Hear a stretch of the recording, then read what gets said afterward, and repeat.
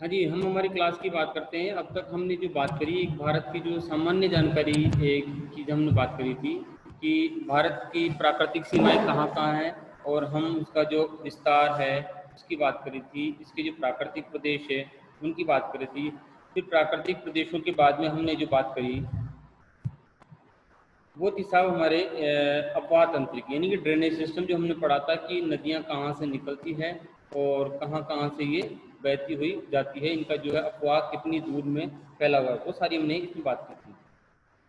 अब अगले दो टॉपिक्स है वो आपके लोकेशन टाइप है। जैसे हम एक पढ़ेंगे भारत की मिट्टियाँ, कौन कौन सी मिट्टियाँ पाई जाती है भारत में, किस किस जगह पाई जाती है, उसकी बात करेंगे। और एक हम जो दूसरा हम बात करेंगे भारत की वनस्पति की।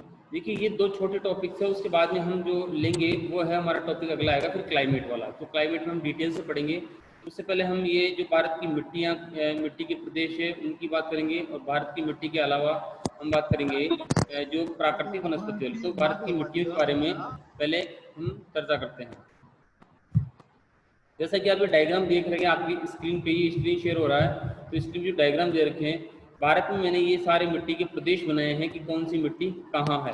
तो उसके हिसाब से हम बातें करेंगे कि देखिए भारत की अगर बात करें तो मोटे तौर पर 8 प्रकार की मिट्टी प्रदेश ही है, यानी कि 8 प्रकार की मिट्टी पाई जाती है जो कि भारतीय फसलों के लिए उपयोगी है। उनका मैंने यहाँ वर्णन किया। जैसे सबसे पहले ये ऊपर पर्वतीय प्रदेश दे रखा है, ये सीधी खड़ी रेखा ये दे रखी है भारत के मानचित्र में, ये है पर्वतीय प्रदेश वाली। उसका जो डॉट डॉट वाली जो दिखा रखी है, ये जलोढ़ मिट्टी के मैदान है, यानी कि यहाँ से ये जो नदियाँ बहती है, गंगा यमुना नदियाँ, सतलज व्यास जो नदियाँ हैं वो सारी यहाँ से बहती है। तो इन नदियों का ये क्षेत्र है। इस क्षेत्र में तो इस क्षेत्र में क्या है, ये जलोढ़ मृदा का मैदानी क्षेत्र है, यानी कि वो जलोढ़ मृदा पाई जाती है, मिट्टी पाई जाती है। उसके बाद लाल मिट्टी का है जो निशान, ये जो देखिए मैं इंडिकेट कर रहा हूँ, ये वाला, ये है अपने लाल मिट्टी का प्रदेश। तो इसके बारे में बात करेंगे। फिर आता है आपकी काली मिट्टी। देखिए पूरा दक्कन का पठार है, ये पूरा काली मिट्टी का प्रदेश है, जो ये आडी लाइनें है ये वाली। उसके बाद है लेटेराइट मृदा आएगी, जो जहाँ पे ब्लैक स्पॉटेड है, काले हैं, वो कौन सी लेटेराइट मृदा है, इसके बारे में चर्चा करेंगे। और उसके बाद हम जो लास्ट में बात करेंगे ये है मरुस्थलीय मिट्टी, ये मरुस्थलीय मृदा है। फिर तटीय मृदा की और मैंग्रोव वनों की बात करेंगे, वो सारी इसके अंदर चर्चा करेंगे। तो अब हम बात करते हैं कि मिट्टियों में सबसे पहले कौन सी मिट्टी आती है। जो जो भारत की मृदा को है हम निम्न रूप में बांटते हैं, यानी कि निम्न 8 प्रकार हैं इसके। जो पहला उसमें आता है आपके, वो आता है पर्वतीय मिट्टी। ठीक है, जैसा कि नाम से आपको मतलब कि समझ में आ रहा होगा कि पर्वतीय मिट्टी वो मिट्टी जो पर्वतीय प्रदेशों में पाई जाती है, वो कहलाती है पर्वतीय मिट्टी। अब भारत की बात करें तो भारत में उत्तर का जो पर्वतीय प्रदेश है पूरा पर्वतों से जो माउंटेन से घिरा हुआ प्रदेश है वो। ठीक है, उसके बाद हम बात करें कि दक्षिण भारत में भी जो सह्याद्री पर्वत जो हमने प्राकृतिक प्रदेश में पढ़ा था, वो प्रदेश पूरा पर्वतीय क्षेत्र है। पूर्वी घाट वाला जो प्रदेश है उसमें पर्वतीय क्षेत्र है। या हम पूर्वांचल प्रदेश है जो असम अरुणाचल प्रदेश, वो जो क्षेत्र है उनमें बात करें तो वो भी पर्वतीय क्षेत्र है। तो जहाँ जहाँ भी पर्वत पाए जाएंगे वहाँ पर ये मिट्टी पाई जाएगी। अब देखिए इस मिट्टी का कहाँ कहाँ विस्तार है। तो इस मिट्टी का जो विस्तार हम बात करें तो ऊपर जम्मू कश्मीर में है। ठीक है, उसके बाद में जिसके अंदर हिमालय फैला हुआ है। उसके बाद हम बात करते हैं हिमाचल प्रदेश है साहब, हिमाचल प्रदेश भी इसी के अंतर्गत आता है। उत्तराखंड का गढ़वाल प्रदेश है जिसके के अंदर शिवालिक श्रेणी आती है, वो कुमायूं क्षेत्र, शिवालिक श्रेणी का क्षेत्र इसके अंतर्गत आता है। फिर हम बात करें सिक्किम वाला क्षेत्र, जो कि अरुणाचल प्रदेश और नेपाल और भूटान के बीच में है, जो राज्य सिक्किम उसकी है। फिर उसके बाद बात करते हैं पश्चिम बंगाल वाला जो क्षेत्र है, वो भी इसके अंतर्गत आता है कि पश्चिम बंगाल का जो उत्तरी भाग है, दार्जिलिंग वाला क्षेत्र सिक्किम के पास में ये भी क्या पर्वतीय क्षेत्र, तो वहाँ भी इस प्रकार की मिट्टी पाई जाती है। और हम बात करें कि अरुणाचल प्रदेश वाला जो राज्य है उसमें भी इस प्रकार की मिट्टी पाई जाती है। तो ये तो हमने इसके क्षेत्र की बात करी कि साहब ये मिट्टी कहाँ कहाँ पाई जाएगी। दक्षिण भारत में भी अगर बात करते हैं तो ऊंचे पर्वतीय प्रदेश है उनमें ये मिट्टी पाई जाती है। जो नीचे पर्वतीय प्रदेश है वहाँ पर ये मिट्टी नहीं पाई जाएगी, ऊंचे पर्वतीय प्रदेशों में पाई जाएगी। तो ये इसके जो है क्या है, पर्वतीय प्रदेशों के क्षेत्र है। अब ये जो मिट्टी है, ये मिट्टी क्या है, नवीन मिट्टी है। नवीन मिट्टी क्यों है, क्योंकि हिमालय जो पर्वत की हम बात करते हैं तो इसका जो उद्भव हुआ उसे भी नवीन ही कहा जाएगा, कि नवकल्प में हुआ, यानी कि अभी 10, 12, 15 हज़ार सालों के बीच में ही इस हिमालय पर्वत का उद्भव हुआ। ज़्यादा प्राचीन नहीं है, नवीन वलित पर्वतमाला है, हिमालय पर्वतमाला है, इसलिए इस मिट्टी को क्या कहा गया, नवीन मिट्टी कहा गया।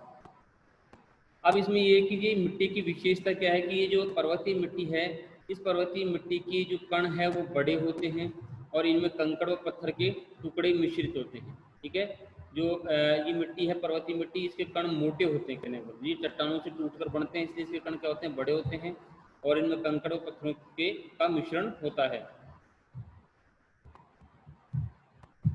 बात करते हैं कि पर्वतीय जो वन है, जो पर्वतीय वन की बात करते हैं कि पर्वतीय मिट्टी में कहाँ कहाँ वन मिलेंगे। देखिए ऐसा नहीं कि जहाँ भी पर्वतीय मिट्टी है वहाँ पर सब जगह वनीय क्षेत्र नहीं है।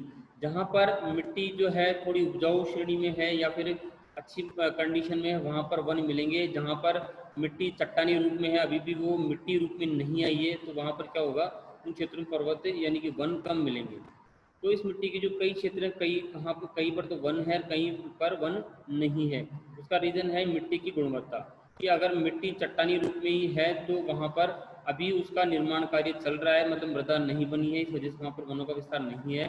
लेकिन जहाँ पर ये चट्टानों से टूटकर एक चूरे के रूप में हो गई है, वहाँ पर वो मृदा रूप में विकसित हुआ है, तो वहाँ पर आपको वन मिलेंगे। अब इन जो इस मिट्टी की बात करें तो ये कहाँ मिलती है हमें, ये मिलती है पर्वतीय क्षेत्रों में। तो पर्वतीय क्षेत्रों में ध्यान रखिएगा कि जो हमेशा जो ढाल होता है वो सीढ़ीनुमा रूप में होता है। ठीक है, यहाँ पे जो खेत होंगे या इनका जो ढलान होगा वो सीढ़ीनुमा रूप में खेत होंगे। कृषि कार्य जो है सीढ़ीनुमा खेतों में किया जाता है, जिसके अंतर्गत बागानी कृषि की जाती है। जैसे चाय के, कहवा के जो बागान है वो लगाए गए हैं, उनकी कृषि इन सीढ़ीनुमा खेतों में की जाती है। सीढ़ीनुमा खेत इसलिए बनाए जाते हैं क्योंकि पर्वतों पर जब बारिश होती है तो पानी का वेग अधिक होता है। अब सीढ़ीनुमा जो खेतों की हम बात करते हैं, तो सीढ़ीनुमा खेतों में पानी पहले एक सीढ़ी पे आता है, फिर उससे रिस कर दूसरी सीढ़ी पे आता है, धीरे धीरे मूव करता है वो। तो धीरे धीरे पानी जाने की वजह से वो उन सीढ़ीनुमा खेतों में पानी रुकता है और वहाँ पर जो कृषि कार्य जो किया जाता है उन कृषि कार्यों में ये उपयोगी है। इसलिए वहाँ पर सीढ़ीनुमा खेत बनाए जाते हैं कि पानी का ठहराव हो, उस ठहराव की वजह से कृषि कार्य में दिक्कत न आए। जो बागानी कृषि की जाती है वो इसी प्रकार से सीढ़ीनुमा खेत बनाकर बागान बनाए जाते हैं और वहाँ पर बागानी कृषि की जाती है। जैसे हम बात करें कि असम के जो चाय के बागान है वो इसी मिट्टी के क्षेत्र में है। असम की जो चाय के बागान है वहाँ पर कैसी है, यही मिट्टी है और वो बागान जो है चाय के वो इन्हीं मिट्टी में डेवलप हुए हैं। अब बात करते हैं इस मिट्टी की परत की। तो देखिए पर्वतीय ढालों में ये जो मिट्टी है पहाड़ों के ढलानी क्षेत्र में है, तो इसकी जो परत है, ऊपरी परत है, वो कमजोर है, यानी कि थोड़ा सा जो पानी का वेग है उससे ये परत कट जाती है, यानी पतली परत है।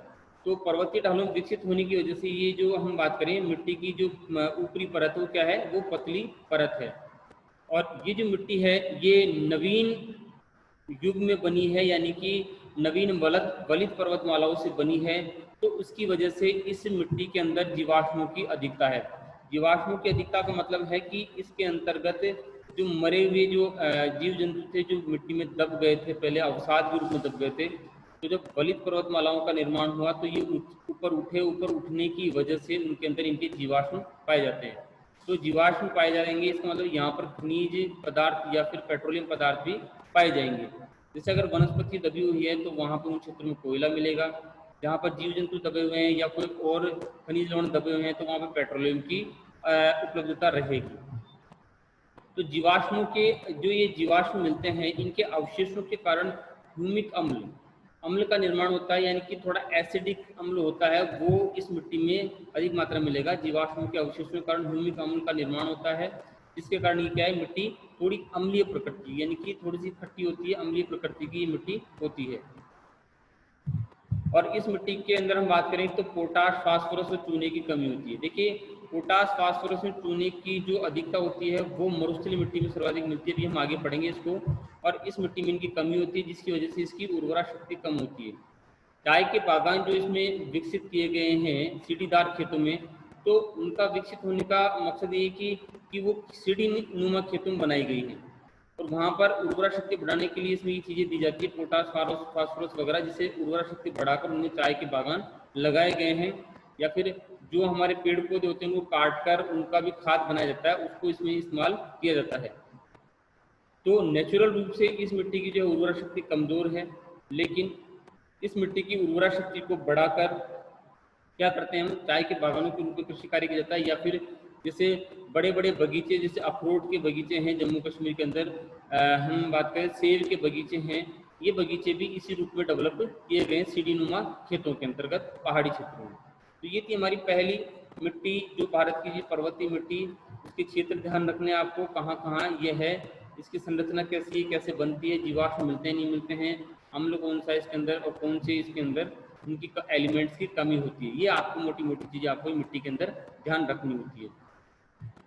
अब बात करते हैं दूसरी, जलोढ़ मृदा, काप मृदा, कछारी मृदा। तीनों नाम एक ही मिट्टी के हैं। ध्यान से देखेंगे मैप में, देखिए लोकेशन देखते चलिए कि इसमें पंजाब भी कवर हो रहा है, मैं पॉइंट आउट करता हूँ, ये पंजाब वाला क्षेत्र है वो इसमें कवर हो रहा है, हरियाणा वाला क्षेत्र इसमें कवर हो रहा है, उत्तर प्रदेश वाला जो क्षेत्र है पूरा कवर हो रहा है इसके अंदर, उत्तराखंड का दक्षिणी भाग, राजस्थान का जो हम बात करें दक्षिणी पूर्वी क्षेत्र आता है, इसके अंतर्गत गुजरात का क्षेत्र आता है ये पूरा जो, फिर उसके बाद आगे बढ़ते हैं बिहार वाला क्षेत्र, ठीक है, उसके बाद फिर हम आगे बढ़ते हैं तो बिहार के बाद कुछ भाग झारखंड का आता है, फिर उधर पश्चिम बंगाल का पूरा क्षेत्र आता है, फिर हम पूर्वांचल वाले क्षेत्र में बात करते हैं तो ब्रह्मपुत्र नदी की जो घाटी क्षेत्र है उन क्षेत्रों में भी ये नदी जो है ब्रह्मपुत्र नदी बहती है और यहाँ पर ये मिट्टी है जलोढ़ मृदा उसके अवशेषों से बनी हुई है, ठीक है। ये वाला जो क्षेत्र असम मेघालय वाला क्षेत्र है ये ब्रह्मपुत्र नदी घाटी में है, यहाँ पर ये मृदा पाई जाती है। तो ये इसका क्षेत्र की बात करी हमने। अब हम बात करें तो कुछ क्षेत्र जो है तटीय समुद्र तटीय क्षेत्र पर भी है, ये देखिए आप देखेंगे डॉट डॉट के रूप में, ये भी क्या है नीचे वाला जो क्षेत्र यहाँ पर गोदावरी कृष्णा कावेरी ये नदियाँ पानी लाती है अपने साथ में और अपने साथ पानी लाकर इन क्षेत्रों में जमा करती है, तो ये भी क्या है जलोढ़ मृदा के क्षेत्र है, ठीक है। उसके बाद हम आगे बढ़ते हैं,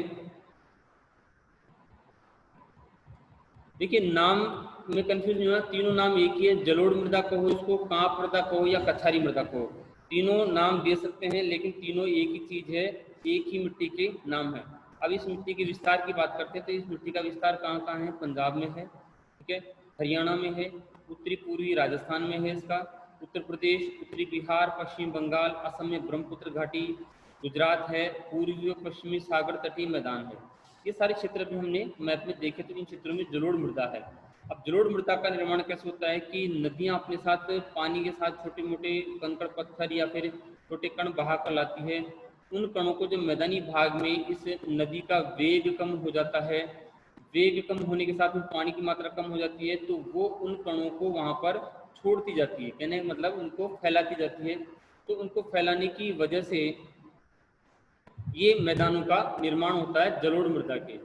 अब इसमें बात आती है कि दो प्रकार के मृदा पाई जाती है, एक तो आती है आपके बांगर और एक आती है खादर। देखिए जो पुरानी जलोढ़ मृदा है, पुरानी जलोढ़ मृदा का मतलब है कि आप नदी बह रही है और नदी बहने के साथ वहाँ पर उसने क्या किया अपने अवक्षेप वहाँ पे जमा करे, तो अगर वो पुराने हैं 2-4-5 साल पुरानी मृदा जमी हुई है तो वो तो कहलाती है आपकी बांगर प्रदेश। लेकिन अगर नदी हर साल अपना जो है अपने साथ में मृदा छोटे छोटे कण लाती है और वो तटबंधों पर लाके जमा करती है या बाढ़ आती है उन क्षेत्रों में जमा करती है, तो वो कहलाते हैं नए क्षेत्र जिनको कि क्या कहा जाता है खादर क्षेत्र कहा जाता है, ठीक है। उपजाऊ की बात करें तो यह मृदा काफ़ी उपजाऊ मृदा की श्रेणी में आती है जलोढ़ मृदा, क्योंकि अपने साथ में जो पर्वतीय क्षेत्रों की जो है छोटे छोटे कण बहा के लाती है, उनके अंदर जीवाश्म भी होते हैं, उनके अंदर आपके जो वनस्पति के अंश भी होते हैं, खनिज लवण भी होते हैं, तो उसके वजह से काफ़ी उपजाऊ मृदा होती है। इस मिट्टी में जो है बालू की प्रधानता होती है। अब अभी हमने बात करी थी कि इसमें जो भाबर प्रदेश है, देखिए 4 प्रदेश आते हैं, भाबर, तराई, बांगर और खादर। मैंने बताया था जैसा कि जो भाबर प्रदेश है वो आपके जो पर्वतपदीय क्षेत्रों में जहाँ पर कंकड़ पत्थर वगैरह जम जाते हैं उस क्षेत्र में नदी उन कंकड़ पत्थरों के नीचे से बहती है, तो उसे तो बोलते हैं भाबर प्रदेश, ठीक है। उसके बाद तराई प्रदेश आता है, जो तराई प्रदेश में यही पानी जो भाबर प्रदेश में लुप्त हो गया था वो वापस ऊपर धरातल पर आता है और एक दलदली क्षेत्र का निर्माण करता है, वो कहलाता है तराई प्रदेश, यहाँ पर वनस्पति भी काफ़ी मात्रा में उगती है। फिर आता है आपके बांगर, जो कि पुरानी मिट्टी के प्रदेश में उन्हें बांगर कहा जाता है और नवीन मृदा के जो प्रदेश उन्हें खादर कहा जाता है। तो जो भाबर क्षेत्र है उसमें मोटी बालू और कंकड़ पत्थर पाए जाते हैं, ठीक है। बटा उसके बाद जो ये मृदा है जलोढ़ मृदा, इसके अंदर क्या क्या पाया जाता है कि चूने की मात्रा, सोडियम की मात्रा, पोटाश और फास्फोरस इनकी मात्रा पर्याप्त मात्रा में होती है, इसलिए ये उर्वरा शक्ति अच्छी है। देखिए उर्वरा शक्ति के लिए जो है ये तीनों चीज़ें ज़रूरी है आपको, चूना, पोटास और फास्फोरस। अगर ये किसी मृदा में तीनों चीज़ें हैं, इसका मतलब वो मृदा आपके लिए उपयोगी है, वो उपजाऊ है। ठीक है। इस मृदा की बात करें कि साहब इसका रंग जो है कैसा होता है, वो भूरा व पीला होता है। इसका जो जलोढ़ मृदा का जो रंग है वो क्या होता है, भूरा व पीला होता है। और पुरानी जो जलोढ़ मृदा है उसको बांगर कहा गया, और नवीन जलोढ़ मृदा उसको खादर कहा गया। ठीक है, आगे चलते हैं हम। तीसरी मिट्टी आती है काली मृदा। ठीक है, इसके नाम ध्यान रखिएगा, विभिन्न नामों से जानी जाती है। काली मृदा, रेगुर मृदा, वर्टिसॉल मृदा और कपासी मृदा। ये जो है चारों नामों से जानी जाती है। कपासी मृदा से कहते हैं क्योंकि इस मिट्टी के अंदर, इस मृदा के अंदर कपास अच्छी पैदा होती है, इसलिए इसको क्या कहा जाता है, कपासी मृदा कहा जाता है। अब बात करें कि साहब ये काली मृदा आई कहाँ से। जो हम प्रायद्वीपीय पठार की बात करते हैं, जैसे हम चित्र में देखते हैं ऊपर, ये देखिए ये वाला जो क्षेत्र है, ये है पूरा क्षेत्र किसका, काली मिट्टी का। यानी कि प्रायद्वीपीय पठार का ये जो पूरा क्षेत्र है काली मिट्टी का है। अब ये काली मिट्टी आई कहाँ से, जैसे हमने बात करी थी कि जब प्राचीन समय में भारत अफ्रीका के साथ जुड़ा हुआ था, तो अफ्रीका के पूरी भाग में पर्वत श्रृंखलाएं हैं जिनसे ज्वालामुखी विस्फोट हुए, उनके लावा से उनसे जो लावा उद्गार हुआ, उस लावा उद्गार से इस क्षेत्र में ये काली मिट्टी का जमाव हुआ। ठीक है, काली मिट्टी का जमाव हुआ, धीरे धीरे जमाव होने के बाद में आग्नेय चट्टाने के रूप में जमी, फिर कट छट कर वो जो है एक मिट्टी के रूप में, परतों के रूप में जमी। इस वजह से इस उपजाऊ मिट्टी का निर्माण हुआ। अभी कहाँ कहाँ फैली हुई देखो आप, दक्षिणी पूर्वी राजस्थान के पास भी है, यूपी है, एमपी है, इधर से महाराष्ट्र, गुजरात, ये जो पूरा क्षेत्र है काली मिट्टी का क्षेत्र है। यहाँ पर इस क्षेत्र में कपास सर्वाधिक मात्रा में होती है, इसलिए इसको कपासी जो है मृदा भी कहा जाता है। देखिए इस मृदा का जो विस्तार की बात करें वो कहाँ कहाँ है। इस मृदा का जो विस्तार है वो दक्षिणी पूर्वी राजस्थान में है। ठीक है, पश्चिमी मध्य प्रदेश में है, गुजरात में है, महाराष्ट्र में है, उत्तरी कर्नाटक है, पश्चिमी आंध्र प्रदेश है, कुछ क्षेत्र जो है इधर दक्षिणी भाग में जो कर्नाटक वाला, आंध्र प्रदेश वाला, उसमें भी है। जो वर्तमान तेलंगाना प्रदेश है, चित्र में देखा था कि तेलंगाना वाला जो क्षेत्र है उधर इसका विस्तार है, तथा तमिलनाडु में है। ये देखिए वर्तमान में ये जो क्षेत्र है ये तेलंगाना वाला क्षेत्र, तेलंगाना छत्तीसगढ़ वाला क्षेत्र है ये वाला पूरा, तो ये इसके अंतर्गत आता है। कुछ हम बात करें तो ये नीचे जो कर्नाटक वाला क्षेत्र भी इसमें आता है, कुछ नीचे और बात करें तो यहाँ पर तमिलनाडु वाला ये क्षेत्र ये भी इसके अंतर्गत आता है। तो ये सारे क्या है, ये काली मृदा के क्षेत्र है।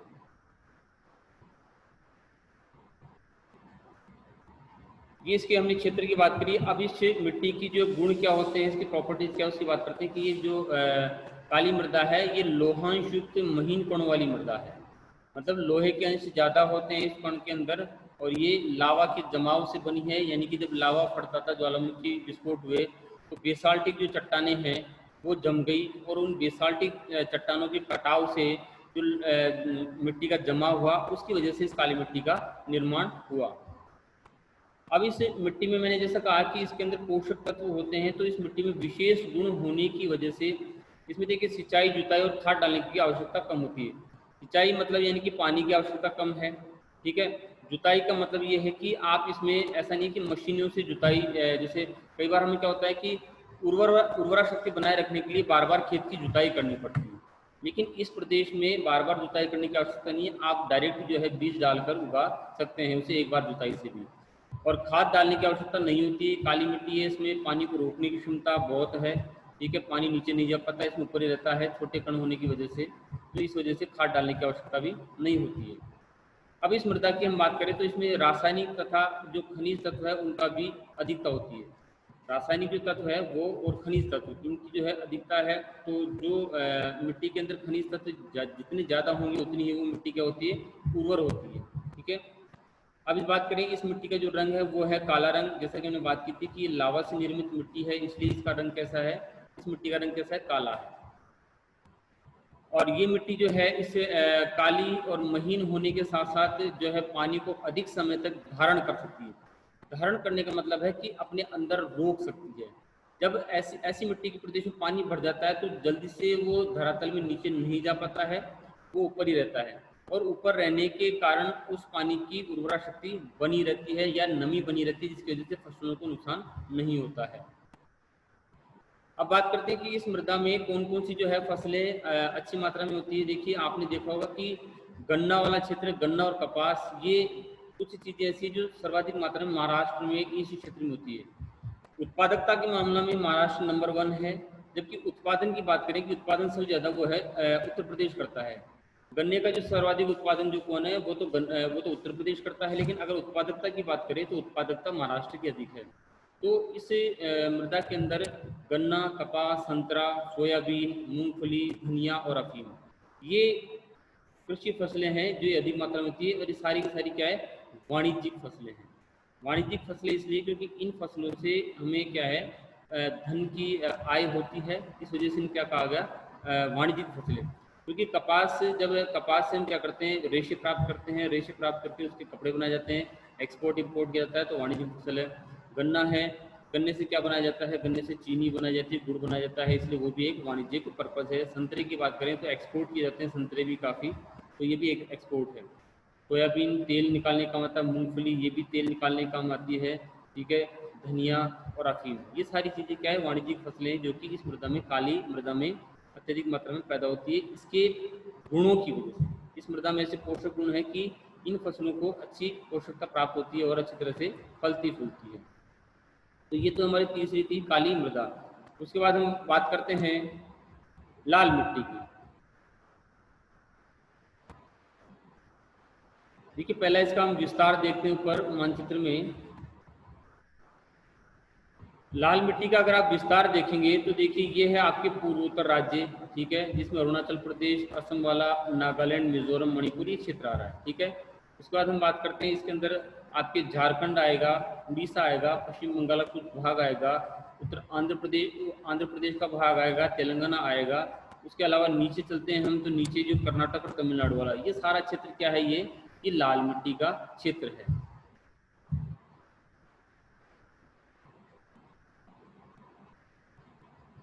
तो इस लाल मिट्टी का जो विस्तार की बात करें तो इसका विस्तार है साहब आंध्र प्रदेश, मध्य प्रदेश, छत्तीसगढ़, झारखंड, छोटा नागपुर का पठार, पश्चिम बंगाल, मेघालय, नागालैंड, राजस्थान के जो अरावली पर्वत के जो है पूर्वी और दक्षिणी पूर्वी क्षेत्र, वहाँ भी इसका विस्तार है। अरावली पर्वत के जो पूर्वी और दक्षिणी पूर्वी क्षेत्रों में, महाराष्ट्र, कर्नाटक और तमिलनाडु में, ये सारे जो है राज्य हैं, इन जिलों में क्या है, इस लाल मिट्टी का विस्तार है। अब इस मिट्टी का निर्माण कैसे हुआ, देखिए ग्रेनाइट चट्टानें बनी, आग्नेय चट्टानों के अंतर्गत ही आती है ग्रेनाइट भी। तो ग्रेनाइट चट्टानें और नीस चट्टानों के जो अपरदन से इस मिट्टी का निर्माण हुआ, ठीक है। यानी कि जो ग्रेनाइट और नीस जो चट्टानें हैं, रॉक्स है, उनके अंदर लो ऑक्साइड की मात्रा पाई जाती है, ठीक है।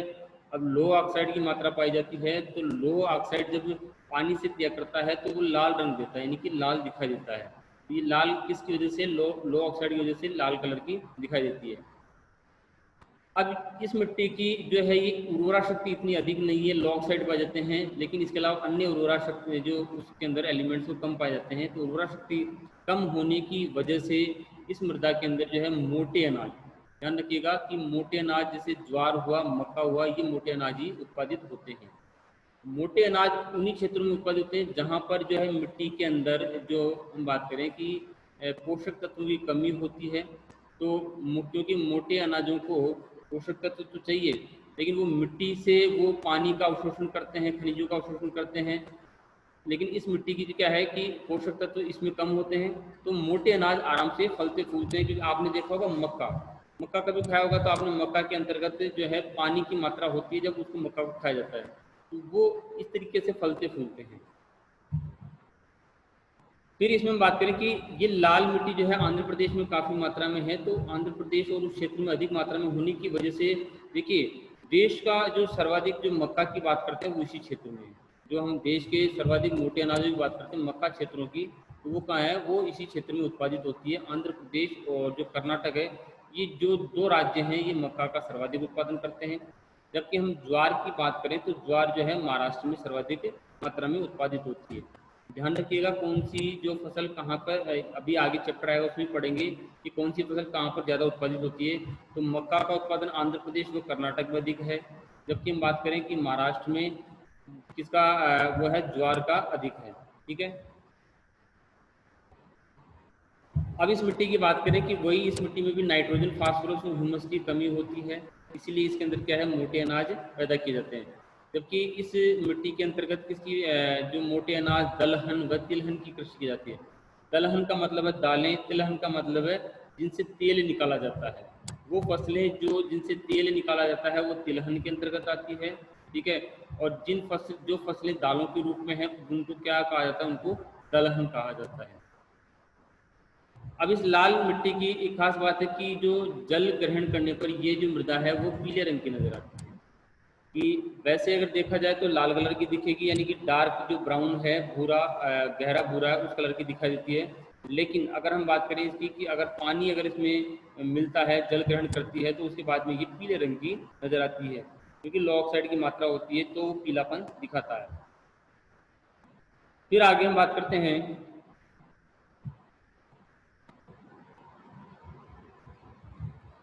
ये हमारी चौथी मृदा हो गई। उसके बाद है लेटराइट मृदा। देखिए लेटराइट मृदा को समझने से पहले आपको कुछ चीज़ें समझनी पड़ेगी। इस मानचित्र से मैं समझाता हूँ आपको कि मैंने एक बार आपको जब हम शुरू में प्राकृतिक प्रदेश पढ़ रहे थे तो एक लाइन कही थी कि साहब भारत के अंदर 5 हॉट स्पॉट क्षेत्र है जहाँ पर सर्वाधिक मात्रा में बारिश होती है। तो वो 5 हॉट स्पॉट क्षेत्र में आपको इस मैप से बताता हूँ कि कौन कौन से क्षेत्र है कि जहाँ पर सर्वाधिक मात्रा में वर्षा होती है, वहीं पर ये लेटराइट मृदा मिलेगी। देखिए ये जो हमने बात की थी लेटराइट मृदा की बात की, तो जहाँ पर सर्वाधिक बारिश होती है उसमें पहला क्षेत्र आता है अंडमान निकोबार। देखिए मैं सर्कल कर रहा हूँ ये वाला, ये अंडमान निकोबार जो क्षेत्र है, ये वाला क्षेत्र यहाँ पर सर्वाधिक मात्रा में बारिश होती है। उसका दूसरा क्षेत्र हम बात करते हैं, ये पश्चिमी घाट क्षेत्र। गुजरात से लेकर नीचे केरल तक आप जाओगे तो पूरा पश्चिमी घाट सह्याद्री के जो पश्चिम की तरफ वाला ये भाग है पूरा, ये भारत का एक हॉट स्पॉट है जहाँ पर सर्वाधिक मात्रा में बारिश होती है। तो ये आपके दूसरा क्षेत्र था। अब हम तीसरे क्षेत्र की बात करते हैं, ये वाला क्षेत्र जो छोटा नागपुर का पठार।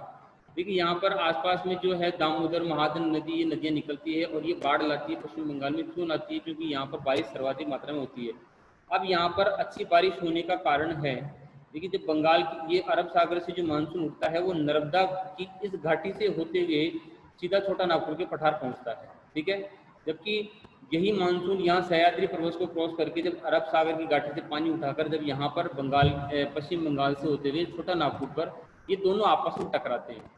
इधर का जो है इधर के जो बादल क्या हैं या फिर वर्षा के जो बादल हैं वो मानसूनी हवाएं वो, और यहाँ की जो मानसूनी हवाएं दोनों कहाँ पर टकराती है?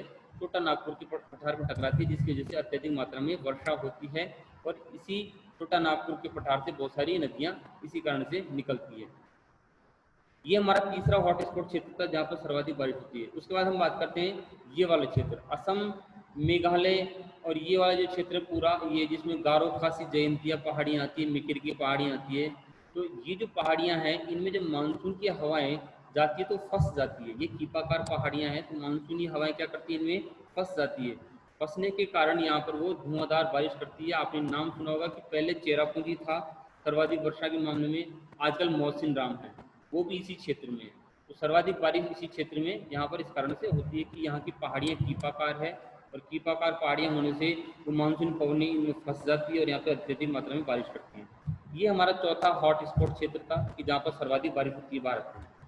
उसके बाद पांचवा जो हॉट स्पॉट क्षेत्र है वो है ये जो हम तराई क्षेत्र की बात करते हैं, यानी कि शिवालिक श्रेणी के जो पर्वत पदीय क्षेत्र है, ये वाले नीचे वाले, यानी कि जहाँ पर नदियाँ आकर मैदानी भागों में प्रवेश करती है, जहाँ से वो वाला क्षेत्र है। ये क्षेत्र इसलिए है क्योंकि शिवालिक श्रेणी की जो पर्वत श्रृंखलाएं हैं, इन पर्वत श्रृंखलाओं से जो मानसूनी पवनें आकर टकराती है और टकराने के फलस्वरूप यहाँ पर बहुत ही अत्यधिक मात्रा में बारिश करती है। इसी वजह से यहाँ भूस्खलन वगैरह होता है। तो ये 5 ऐसे क्षेत्र हैं जहाँ पर अत्यधिक मात्रा में बारिश होती है। हम जब मानसून पढ़ेंगे या फिर हम जब क्लाइमेट जलवायु पढ़ेंगे भारत की, तो वहाँ पर ये बहुत काम आएगी ये चीज़ कि जहाँ जहाँ बारिश होती है उसको हम रिलेट करेंगे उन चीज़ों से। तो ये 5 ऐसे क्षेत्र जहाँ पर सर्वाधिक बारिश होती है। अब इस बारिश का रिलेशन किससे? आपकी लेटराइट मृदा से। लेटराइट मृदा क्या है? लाल कलर की मृदा होती है, ठीक है। जब इसमें पानी रहता है तो ये मिट्टी बिल्कुल दही के समान लसलसी रहती है, ठीक है। और अगर मान लीजिए इसका पानी सूख जाता है तो ये ईंट के समान कठोर हो जाती है। यानी कि ये मृदा ऐसी है कि जहाँ पर फसल उगाना या कृषि कार्य करना बहुत ही परेशानी वाला सबक है। वो इस वजह से कि जब ये इसमें पानी की मात्रा होती है तब तो बड़ी आसानी से इस मृदा में कुछ भी किया जा सकता है, लेकिन जब पानी सूख जाता है तो ये ईंट के समान कठोर हो जाती है ये मृदा। तो उसके बाद में फिर ये इस पर फसल उगाना कठिन है। अब हम इसकी बात करते हैं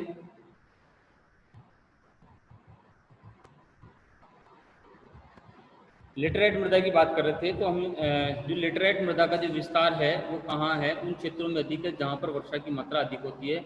हमने ऐसे 5 हॉटस्पॉट क्षेत्रों की बात करी, ठीक है, जहाँ पर सर्वाधिक मात्रा में बरसात होती है, तो वहाँ पर क्या है, लेटराइट मृदा पाई जाती है।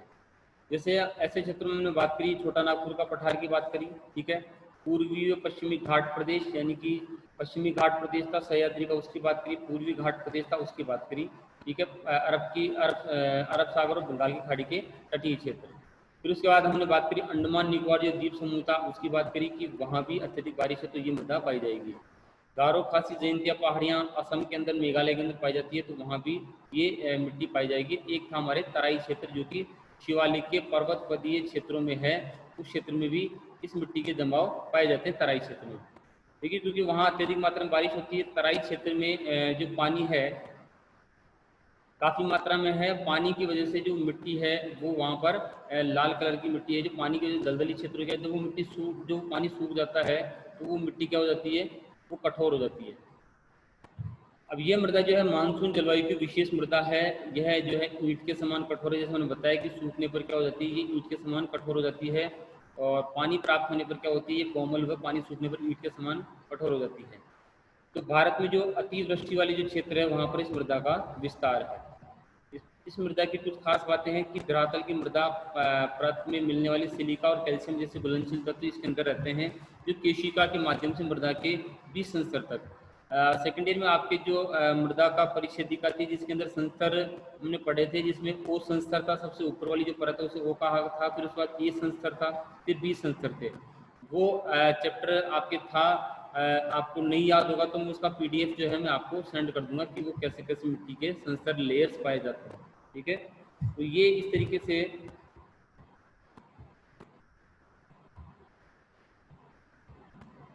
अब बाकी का जो पार्ट है हम कल वाली क्लास में कंप्लीट करेंगे, आज हम इतना ही करेंगे।